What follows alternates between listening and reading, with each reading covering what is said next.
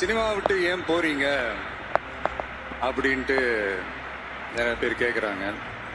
சினிமான்றது ஒரு மிகப்பெரிய ஒரு கடல்.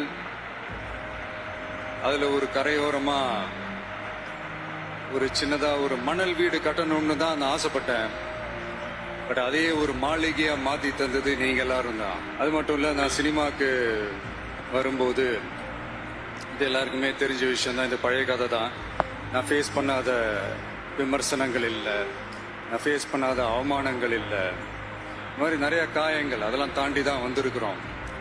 அந்த மாதிரி நேரத்துலலாம் டே ஒன்ல இருந்து என் கூடவே நின்னது என்னோட ரசிகர்கள் தான். ஒரு நாள் 2 நாள் இல்லைங்க, கிட்டத்தட்ட ஒரு 30-33 வருஷத்துக்கு மேல என் கூடவே நின்றுக்கிறாங்க. அதனாலதான் நான் என்ன டிசைட் பண்ணேன்னா, அடுத்த 30-33 வருஷத்துக்கு அவங்களோட நான் நிக்கிறோம்னு முடிவு பண்ணிட்டேன். எனக்கு ஒண்ணு, நான் வந்து தியேட்டர்ல